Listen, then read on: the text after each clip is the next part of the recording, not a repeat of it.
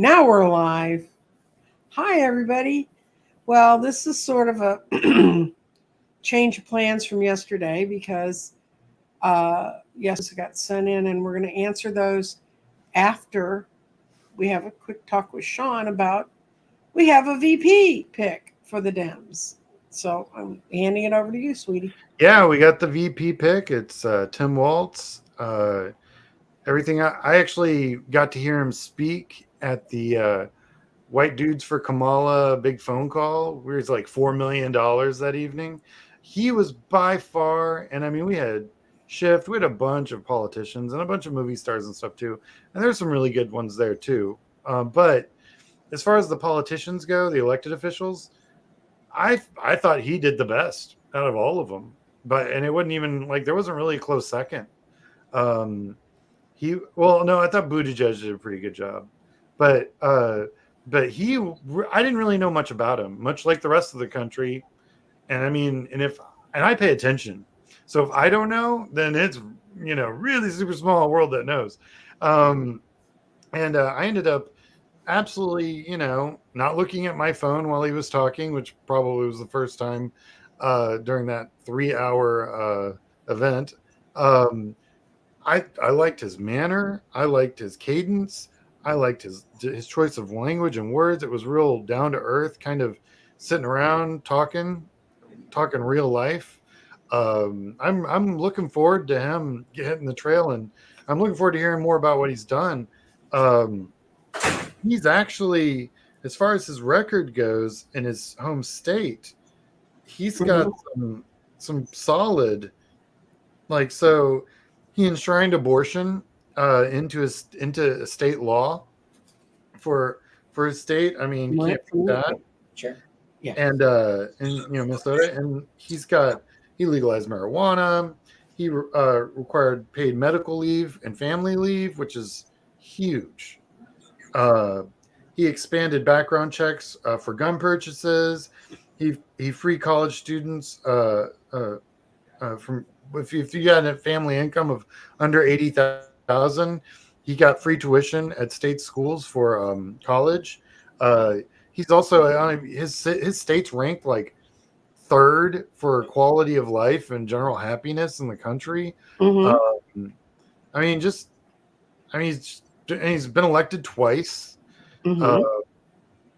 Just 100%. I mean, the guy, he's only about 6 months older than Kamala too, which I thought was pretty interesting. I had him pegged a little bit older, but I guess the gray hair turns everyone older, I guess. But not all of us don't gray. Like my mom doesn't gray. I don't know what's going on with that. But yeah, I'm pretty pleased with the choice. In fact, all of the choices were good choices. There wasn't a bad one in the bunch. No. There were some that would probably be more complicated than others. But sometimes you get all the good without all the bad.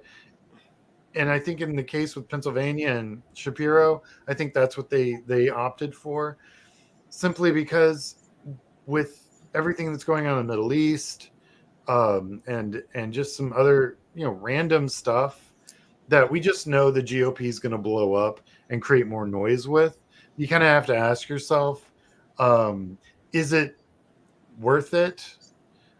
So on my probably tomorrow, I'm doing kind of an overview of Kamala's race, generally speaking. It'll go at noon.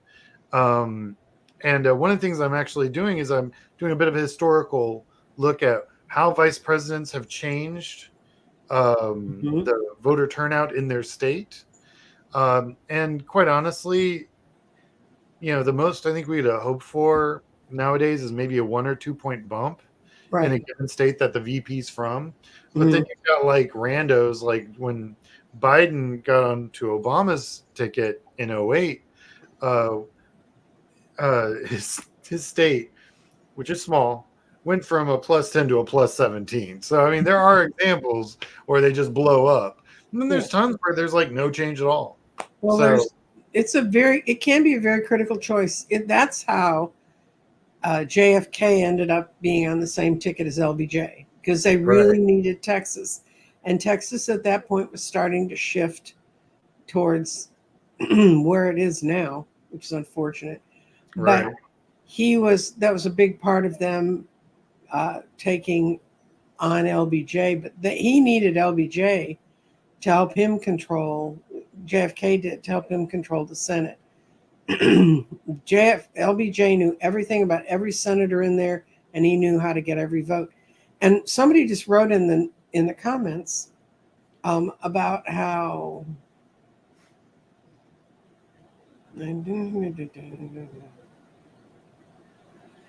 progressive he's been as a governor. He supported. Okay, here it is. Jen. It was Jen Miranda. Show. Where'd you go? Show. No, that's not Sharon Sipe. Hide. Oh, it went right to the very bottom. Anyway, Jan pointed out that he's listed as being very progressive, but in actual fact, his legislatures were progressive, but he's not. He's a more moderate person, but he didn't stand in their way. And when everybody was okay, here it is. Show. Okay. I'm gonna give you credit, Jen.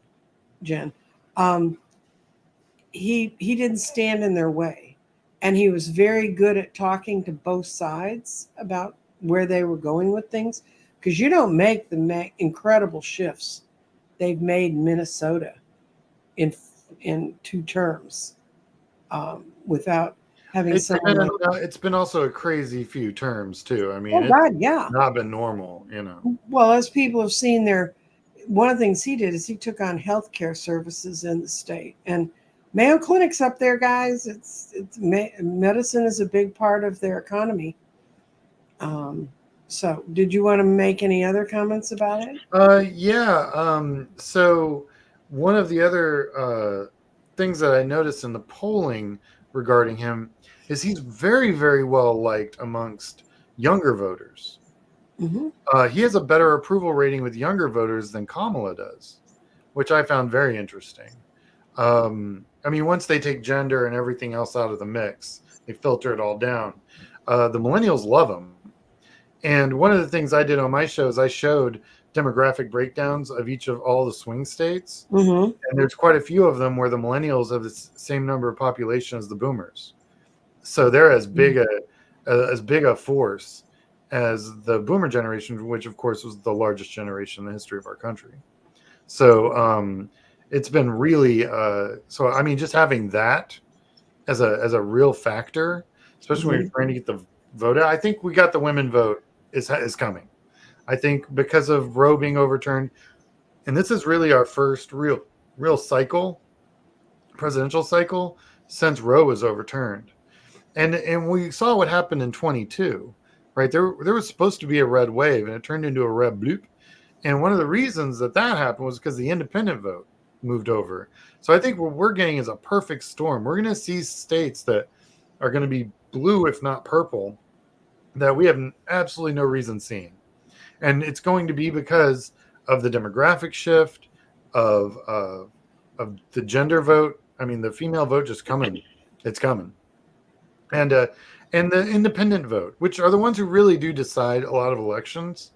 And the reason the independent vote's there, I'd love to tell you it was because of Roe. I'd love to tell you it's because of healthcare or the economy or any of that. Honestly, since independent voters don't vote in primaries, their vote is the general election. They don't get it. They don't vote in anything else, really. Even their independent candidates, they don't really vote for. They stay out of primaries. So the general is their big vote. Well, when you've got Trump out there saying that once you vote, you won't have to worry about voting anymore and all this other stuff, and he wants the primary to be the general election, well, that absolutely turns off all independent voters. And we already saw that happen in 22. Mm-hmm. And I mean, we went 13 for 13 for special elections in 22. That's crazy. That's never been seen before. And you didn't pick a state. It didn't even matter what state. So what we're seeing is a huge shift there, because I think the independent vote realizes that they're only voices in a democracy, and Trump is anti-democracy. Right. And parties don't have the power they used to have when I was young. But they're also not nearly as democratic. They're mostly, you have to have real money to be in them. And I remember when I was a kid growing up, and of course, we didn't have high money enclaves like we have now, but which I would have been living in if my parents had a choice. But I lived on a middle class block. I lived in an old Edwardian house. And around the corner from me was the guy who was our congressman. I knew who he was. I mean, I knew him by sight. He was a neighbor.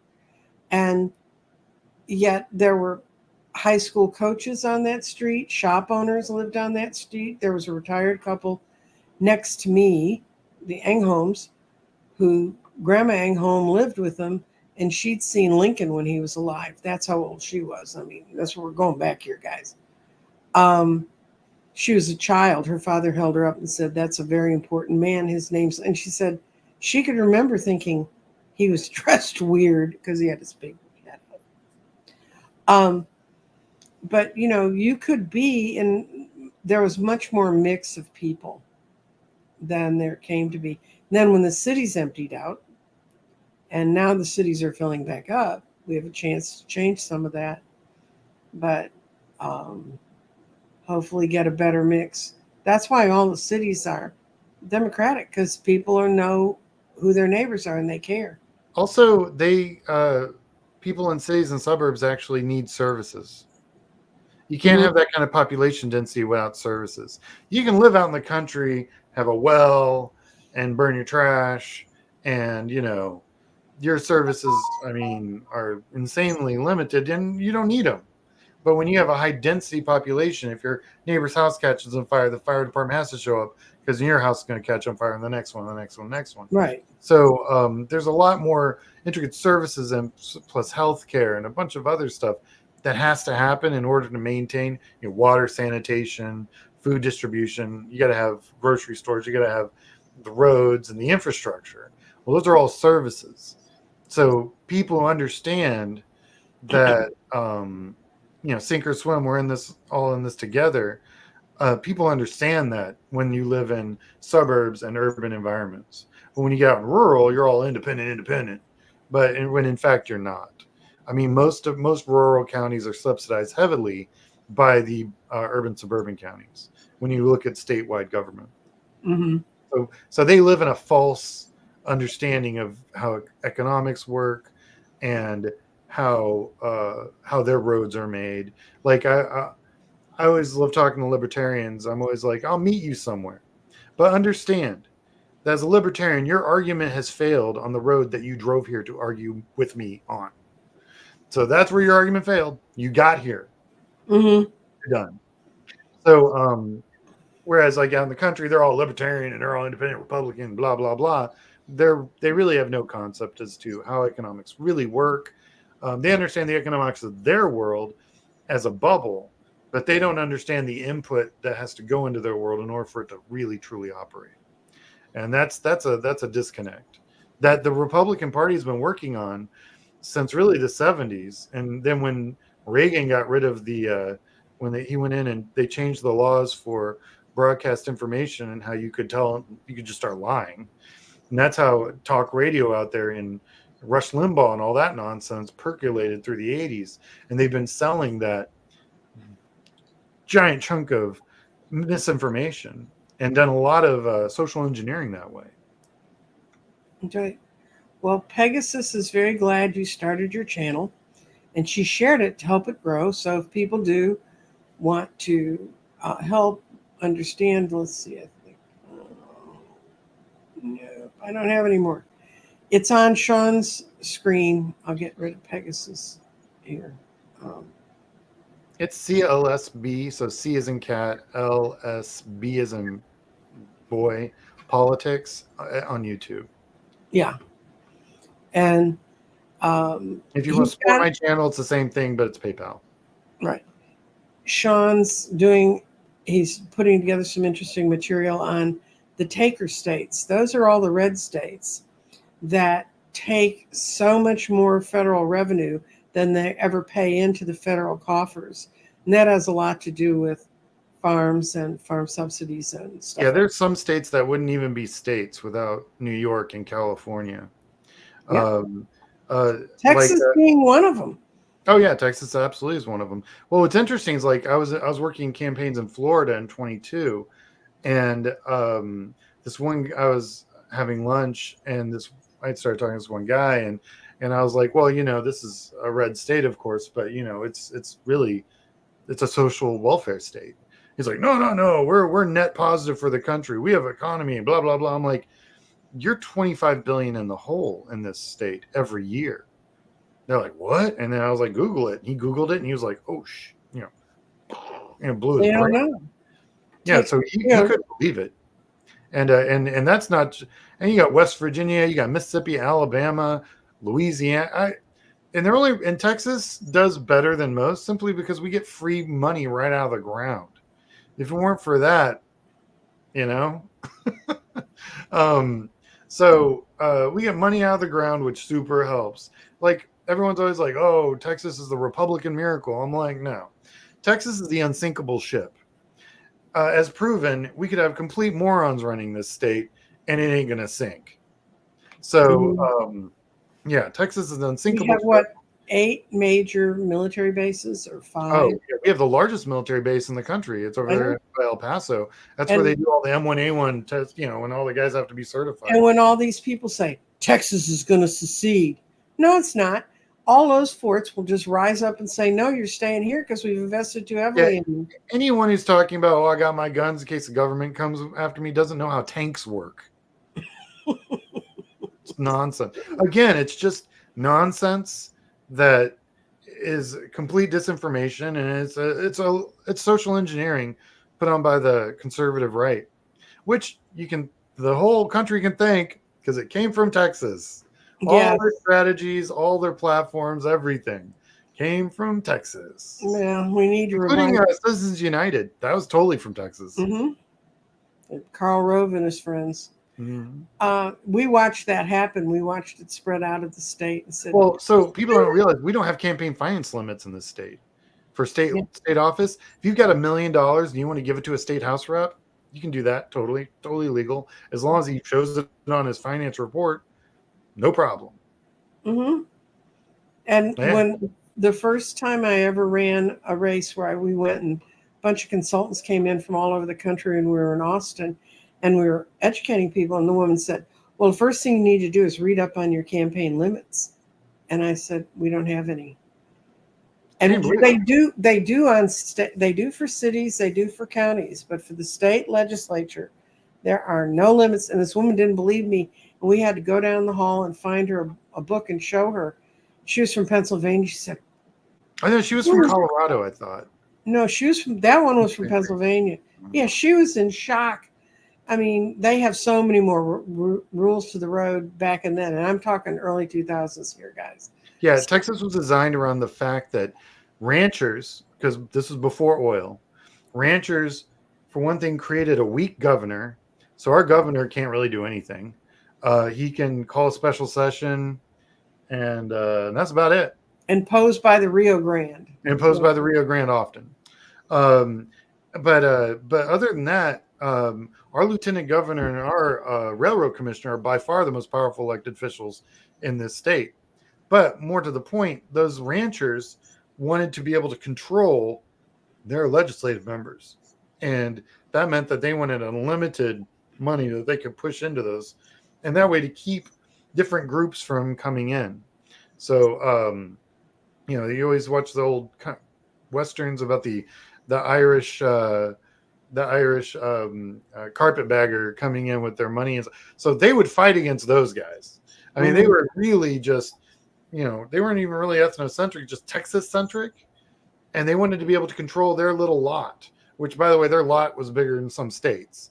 So, because of their ranch. But that's where it all came from. Texas is built upon an incredible amount of paranoia and control for their government.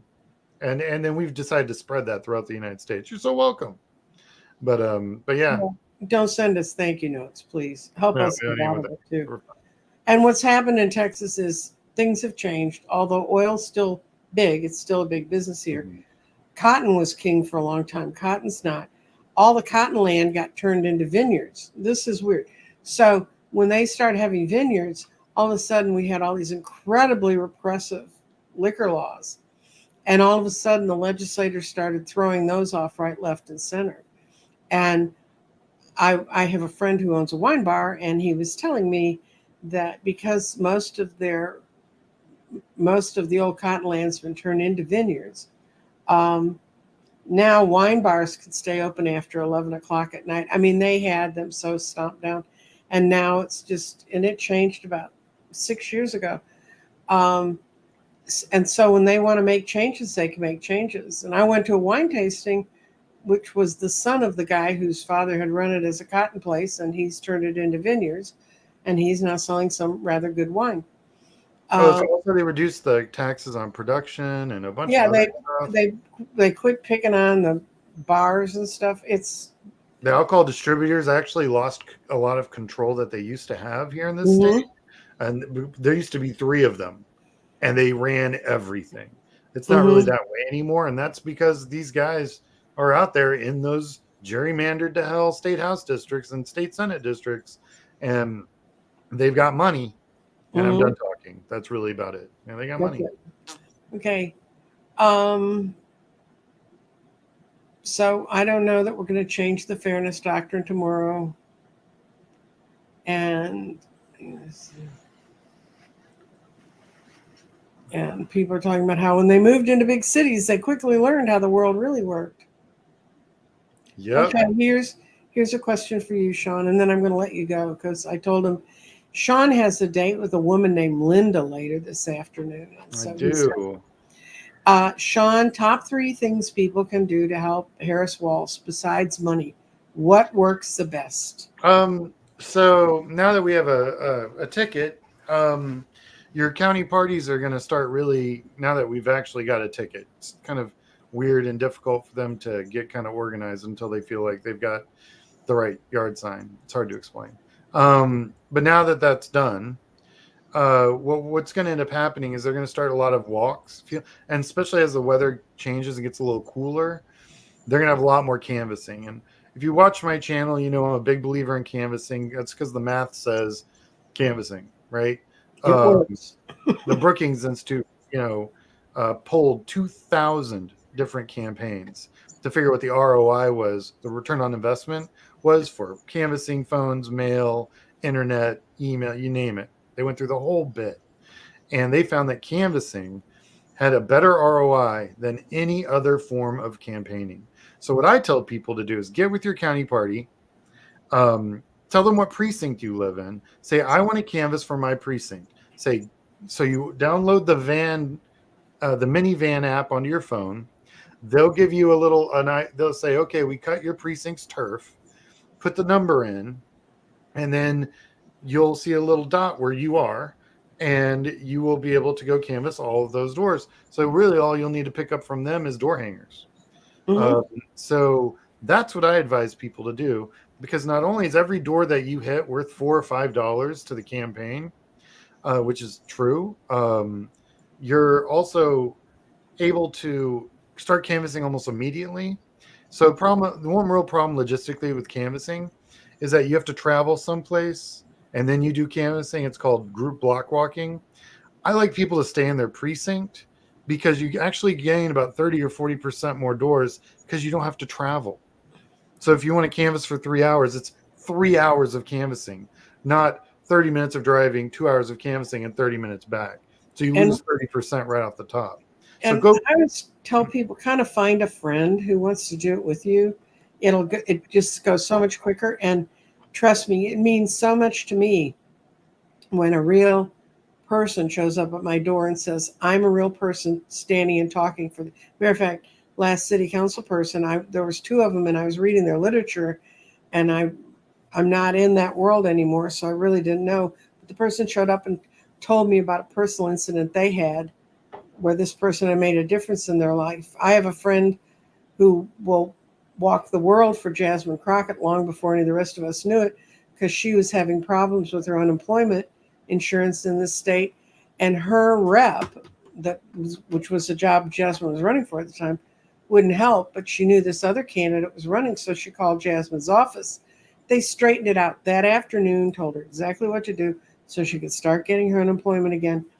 And she said, do you think I wouldn't go to the end of the earth for that person? And that's what being a politician is really about. It's really about constituent services. That's why Walz is such a dynamic pick, because you got a whole state full of people who says he produces what he says he wants to do.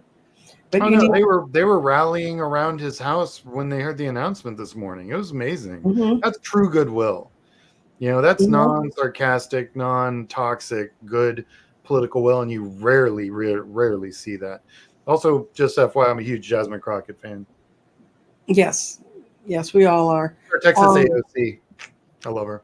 Yes, and Sean and I ran a bunch of races in in the area she is now the congressperson for, and oh yeah, it's a challenge where she's working is a challenge, and I understand she's definitely there's landmines everywhere for sure. Yeah, and she navigates it. That's why I feel sorry for those Republicans who mess with her on the Hill.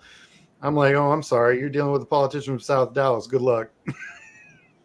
Anyway, thick skin. This lady, I want to help. You got some ideas, Liz, and stay in touch with my channel because I talk about it on Sunday with Scott. But really, look at Sean's stuff. He's giving you good, solid political information that he learned from a very good source, his mother, about how to make the world, how this works. And Sean's been working in this. I saw that smiley little face at 11 years old, phone banking. That's true. I was phone banking at 11. That's facts. I don't count that as my resume. And when I started doing this, what I do is I count 1998 because that's really when I started. So I've been doing it for 26 years. But technically, yeah, if you wanted to get crazy. Yeah. 1986. So, well, really. And and if you have kids, that's how I learned to do politics. My mom said, here are a bunch, and of course, I don't know who she was sending me out about. Here are a bunch of Nixon. We now know who she was sending you out. We now know. And I got tired. And if you're a parent, kind of go with your kids and make this. Of course, I don't think people let their kids loose in the streets like they did when I was little. But I got tired, so I found a mailbox and I mailed them. But kids are interested in what's going on in their world, and it's how to teach them about their world. It's how to make them. We can't go to sleep again. What I saw happening in the 70s and the 80s was people going to sleep, and it frustrated the crap out of me because I knew the decisions we were making then would be what I'd have to live with as a little old lady, and I'm not happy with many of them. And my children have to live with as adults. But we're doing our best. We're going to turn this around. It's going to turn around. The sinking ship behind Sean is not going to sink. You can't see that, but the bottom of that ship is the bottom part of America. That's the country, yeah. And it says, sink or swim, we're in this together. Mm-hmm. Anyway, I'm going to let you go, kiddo, because I told you 30 minutes, and I'm doing it at 28:28. I'm letting you Can't beat that. Okay, guys. Right. We're not leaving. You're not leaving. Yeah, I'm leaving. I've got 5 really good questions, and Sean's going to go by, and do I need to make you go by? Yeah, bye. I wish I'd had that button when he was a kid. That would have made my life so much easier. Everybody's saying thank you, and he can still hear this because he's listening to it on his end. Okay. Obviously, we had a change of pace for today's show. So I had 5 people ask me questions, and I had said we're going to spend the day in the garden, and that's where we're going. We're going to the garden. And the first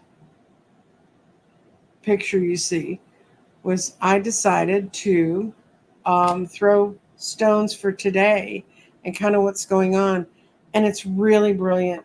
We have clarity in our third eye. And this is a collective reading for this thing and sort of how the show's going to go. And it's clarity of thoughts are all part of our plan. And then we have spirit showed up in false. And it said, sometimes spirit isn't aligned with the situation. And when I threw that, I realized that's probably true because people who watch me don't normally watch the politics that I do. So there are going to be some people are going to say she's doing politics. Um, but I really wanted Sean to have a chance to sort of talk about this big change because this is it, guys. We're at the breaking point. Physical changes are really coming towards us, and we're being able to let go of things from the past.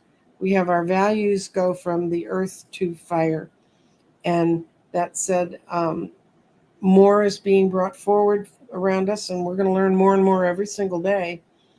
And fire says thoughts from the past can lead to enlightening ideas, which is a good thing. But our mind is completely in the past, and to some that's true because when we go through these kinds of shifts, we think about what went on before and what's happening now, and our mind is in fire, and it's do not become too tied to the false energy of the past. This is a big letting go time. And we've known that because of where the moons have been and the astrologers have told us, and going to 8/8 Lionsgate. So we're going to go. And if you post questions, I'll be able to take questions for about half an hour. I've got about 5 right now, and they're not that long. So this is the first one. Mimi Nee, I'm wondering, is it best for my son to buy my condo so I can live here without a mortgage, or should I sell and move into senior housing? So we're going to ask about Mimi's housing situation. Ooh.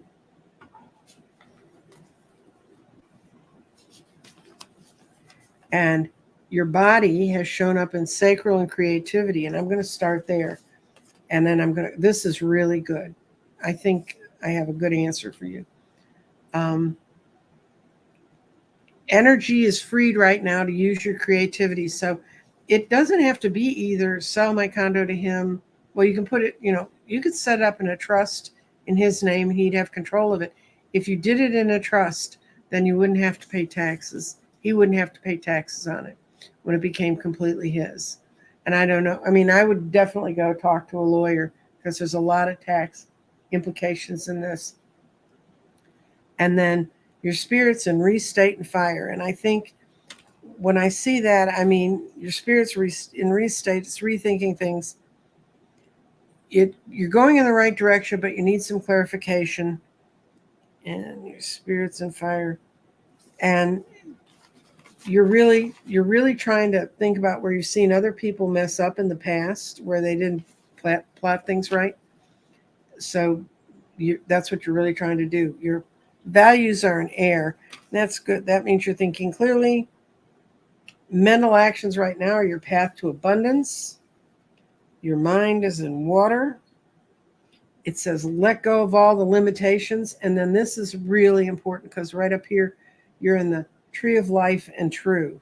And that's a wonderful intersection of energy, and it's your clarity.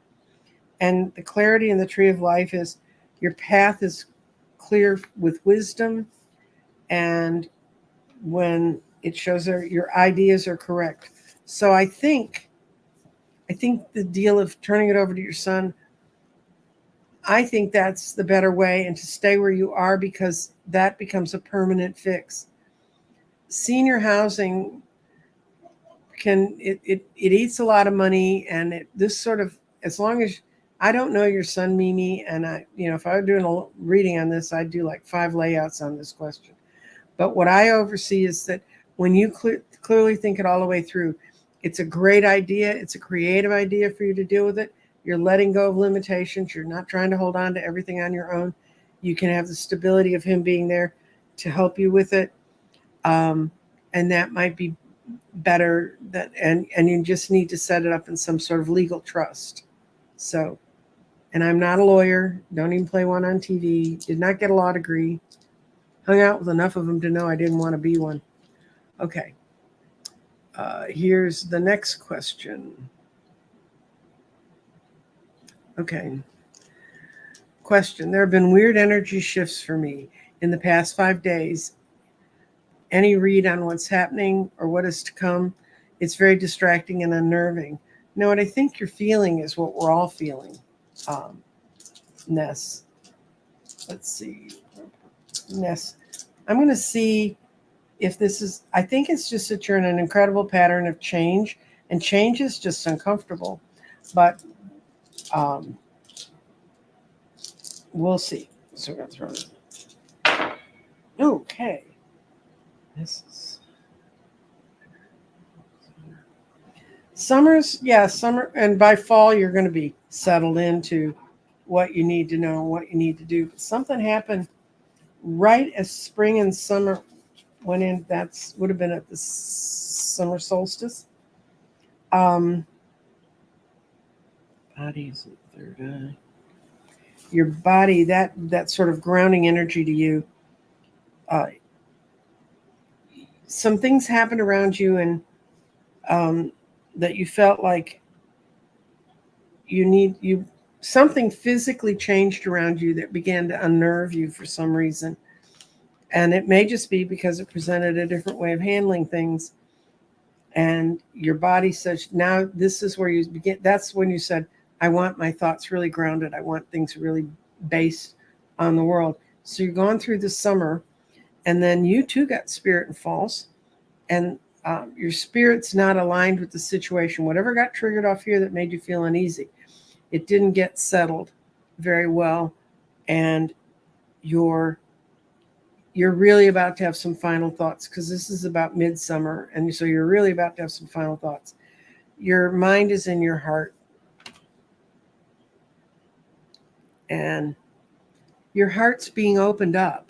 Whatever shook you up here, it had to happen so your heart could open and you could begin to see the world in different ways, because your mind is in your solar plexus, which is you're connecting with some new, very, very powerful mental forces inside yourself.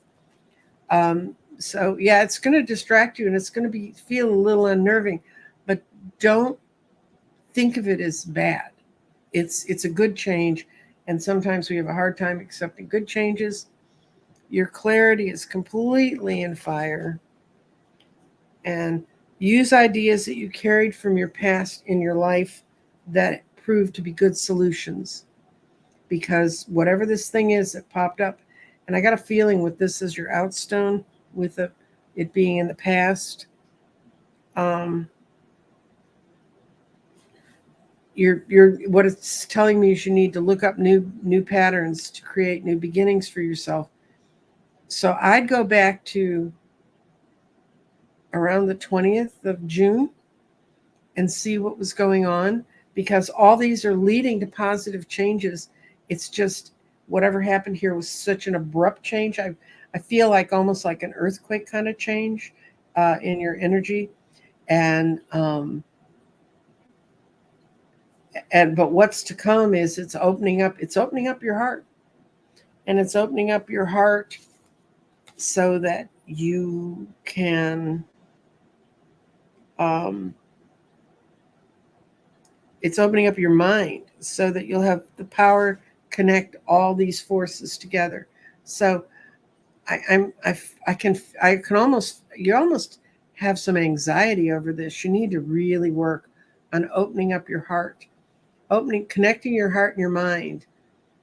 Whatever this was kind of tore them asunder and said it shouldn't be this way. Well, now you're connecting it back and you're seeing how it really is. So that's that question. Oh, Elizabeth, okay. I'm going to do the next one first. I'm going to do, and then I'm going to talk to Elizabeth on the screen because she's talking about elementals. Question, please. How do I personally connect more deeply with spirit? Okay, garden. What areas should Angela be looking at to connect more completely with spirit? Okay. You're having a busy little summer too, but I'm going to take, this is a great stone in water. When this shows up in water, you need to let go of your limitations. You think, oh, that's fine for other people, but I can't do that. But you can. because your values are in the path forward, and much more abundance is being created around you, and you're not giving yourself credit for the hard work you've done inside of yourself. And your clarity is in false. And when clarity shows up in false, that means that you're telling yourself stories. When you start getting to a point where you should be accepting something and you're not, listen to what voice is telling you that. See if you can hear what human voice put that thought in your mind, because you are in such a place to grow and have great things happen. Your spirit's grounded in earth. It's transforming right now, but it's not yet finished. So these stones are working together, but they're not quite there yet. And part of it is because you're in restate. You got your body in restate. Your options aren't clear. And I don't know if I've ever told you about the vision I had when I created the space of restate. But all of these spots, if you want to know more about the garden, I'm going to have an open forum on a Saturday soon. It's going to be a couple of hours.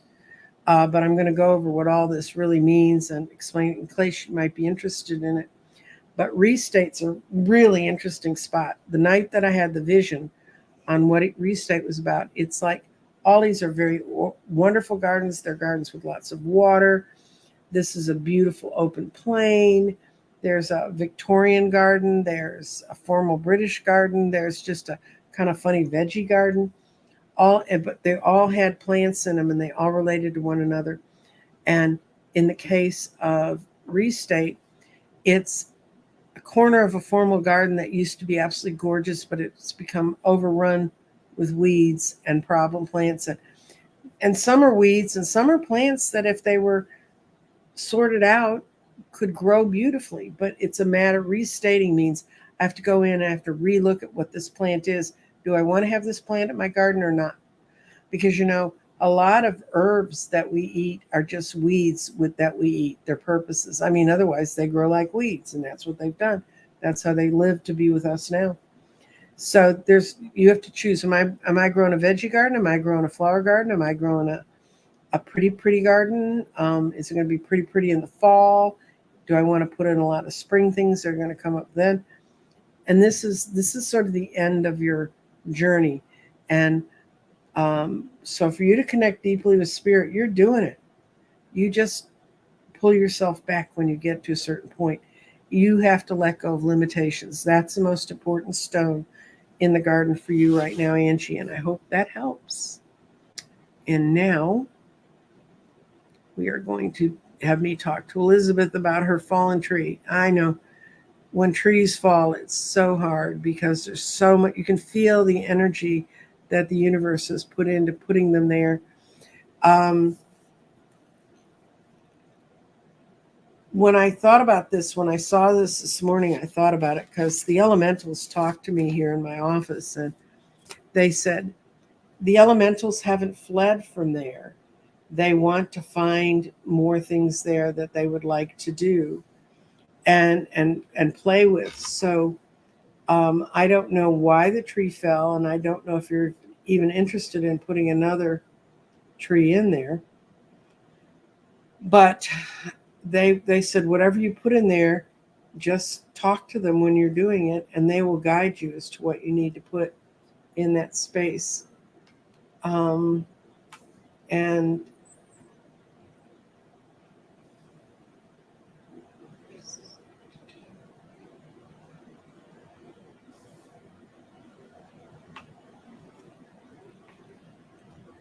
need to know. They want you to know it's a new environment and it's a clean slate. But sometimes, just like in our world, when things need to go, so some new thing can come in. If it's connected to some energetic lines that are in your neighborhood, so I don't think you need to worry about that. I think if you just stand in the space and look at it, or take a chair out and sit in it, or whatever works, you'll see. And I think you've already had a picture in your mind of what you wanted to do with that space. And it may not be to have a huge tree. It may be to have a circular garden or a little spot garden or something like that. But they have not abandoned the space. They've clustered up into other plants that are in the area. And if you open up some flowers and some things for them to live in, they'll be there. What can I say? Okay, looking at comments because I was away for a while.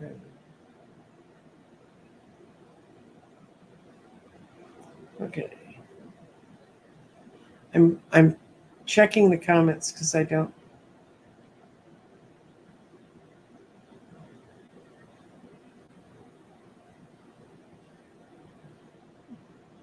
Need an answer for that one. Hi, Angla.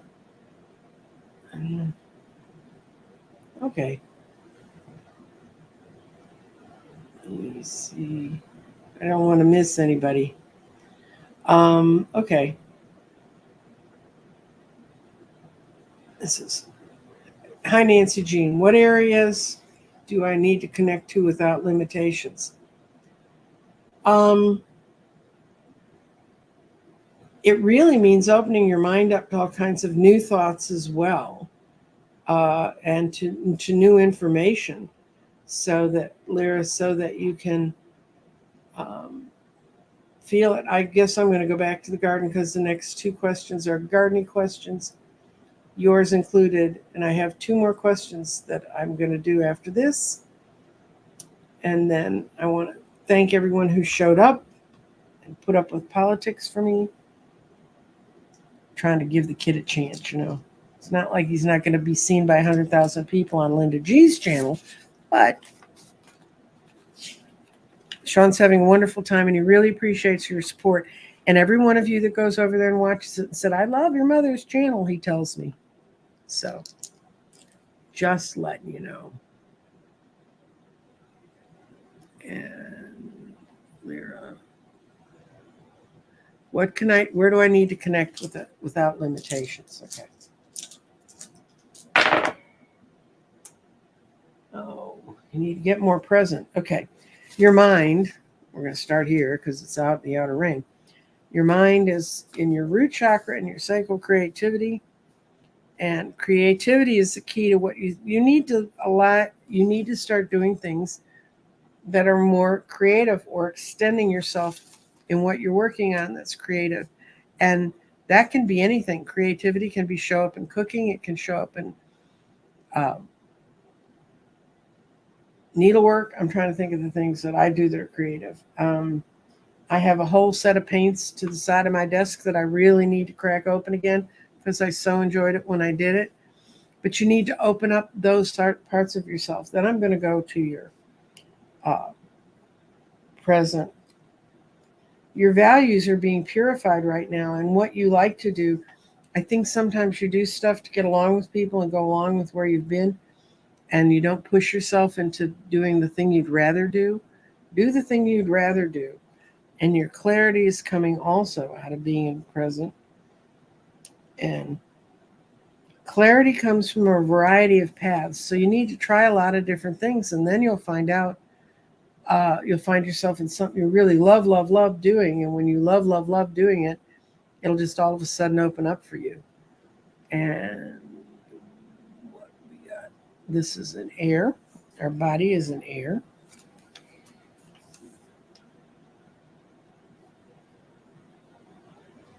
And it's going to be activities that help ground your thoughts, help you focus on your thinking, and help you with that sort of stuff.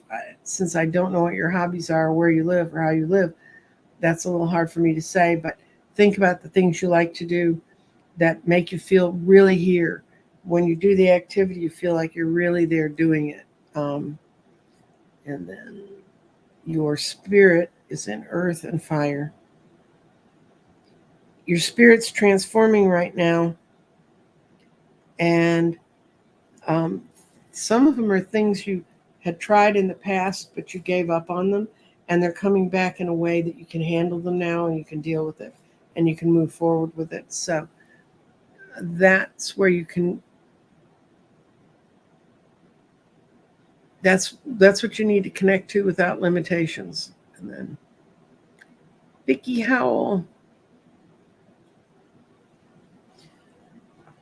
I would love a reading, really scattered on how to connect better to my heart.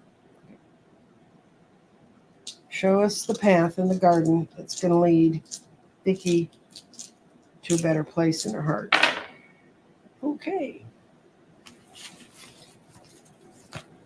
You can't see it, Vicky, so I'm going to pull your question because you can't see where the stone landed.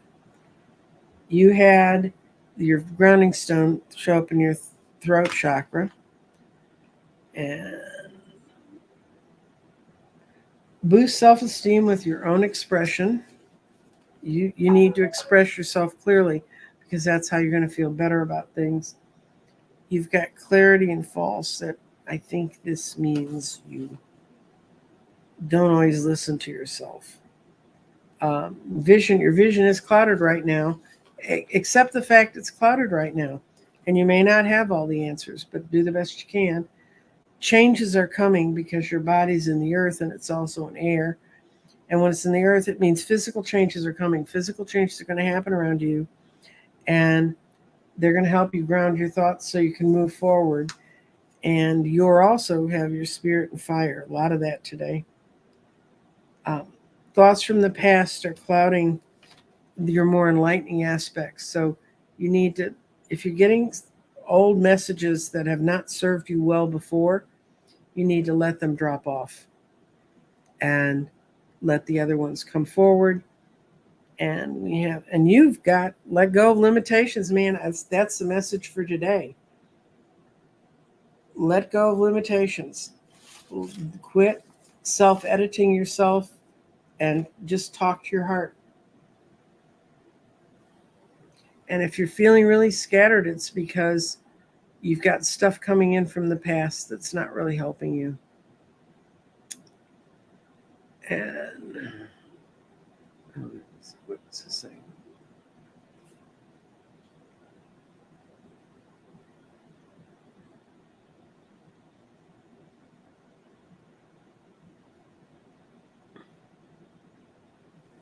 Okay. Laura, he was in the garden with us today, but Sean doesn't read. Sean has his own sensitivities, okay?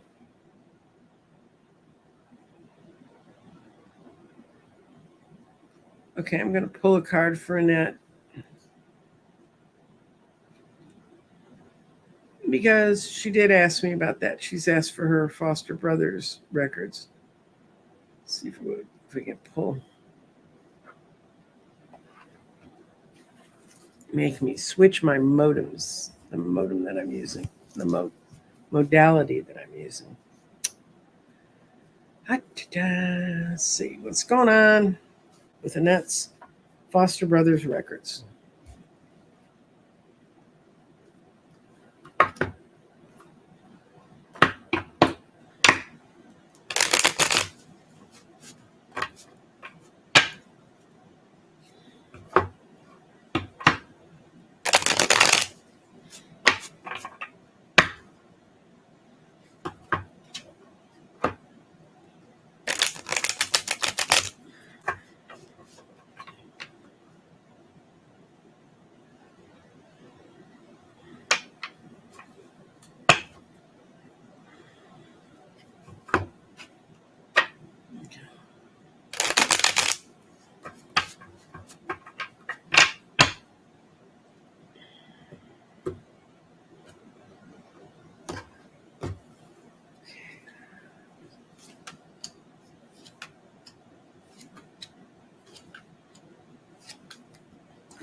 You're going to have them by the end of the summer. You got the Ace of Wands. What's happened is somebody screwed up and the records got lost. This is that they thought they were all carefully filed and they shouldn't know right where they are. But this is paperwork going astray or messages going astray. And I think you also requested it during vacation time, and some of the people who do the research on this were not in the office. But I clearly see you getting it by the end of summer. Okay? Hope that helps. And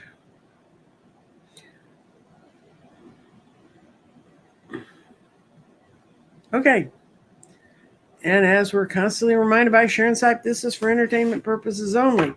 And to entertain you one last time, I'm going to pull a medicine card. Today's been an important day for a lot of people.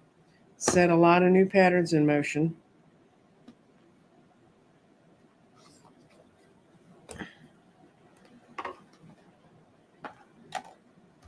Let's see what we got. I'm going to use the Crystal Medical Medicine Wheel Oracle.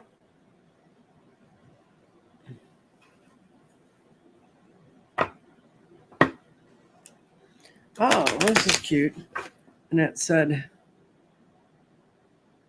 no wonder they asked for a 90-day extension. Yeah, they couldn't find it. But they will. And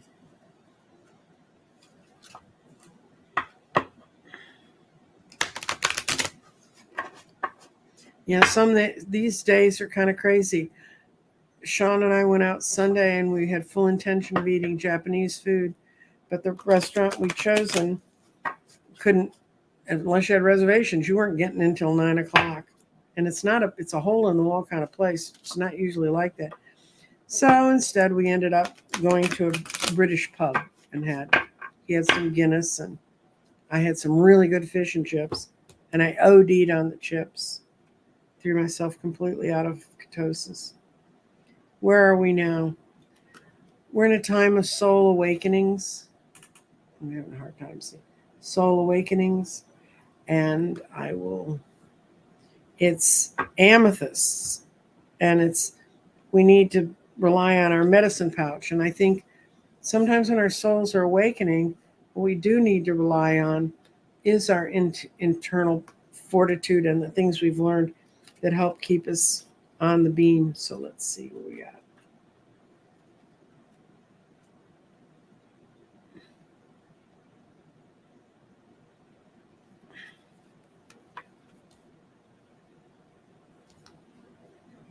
Soul awakening. I think it's hard to read, but there it is. You are called with this card into your awareness today that you have entered into a very powerful and sacred time of awakening. Every cell in your body is being restructured and aligned to your new soul vibration. That would make you feel uncomfortable. For the person who asked about feeling uncomfortable. Every cell moving and changing. Whoa. It's a very exciting time on Earth when people are waking from a deep sleep, and it is a mass expanse of consciousness that you are part of this awakening. At this time, you are able to access wisdom gifts of past lifetimes of your ancestor, universal wisdom of all that there is. This awakening is happening in your blood, in your bones, and in your consciousness, expanding on a higher level of understanding. Have you been feeling the powerful energy and the stirring inside? Then you become recently aware of some new gifts that will be given to you. These are all the signs that you are truly expanding. So, and yes, Tammy, that could probably feel like a migraine too. But we are in a time of expanse, and for people who don't want to go forward and want to go backwards, this is a scary time. So give them the grace of the healing that you would want to be extended to yourself. And if you're feeling badly, trust me, Dr. Gail's in the chat, and if she could talk, she would tell you, Nancy's perfectly capable of going and sitting in her easy chair and watching stupid movies. I mean, give yourself some grace. Don't push yourself. We don't have to be spiritually aware and out there in the universe all the time. As a matter of fact, there were great periods of years when I worked a lot in politics, where Sean is now, that I couldn't do that. That's why I guarantee you Sean wouldn't read or want to. When I read him the questions that I had been asked, he said, "Can I leave?" He said, "Those are questions beyond the world I live in." I mean, he knows it. He understands it. And he has been doing phone banks since he was 11 years old. Go out, learn how to phone bank. There's a lot of phone banking you can do from your own home. Um, one guy said it was the best podcast he'd ever listened to in his life. So thank you all for being here. I appreciate it. I appreciate you putting up with mom being a braggy mom and bringing on the kid. And I will see you. I'm not sure I'm doing much the rest of this week. Take care. Bye-bye.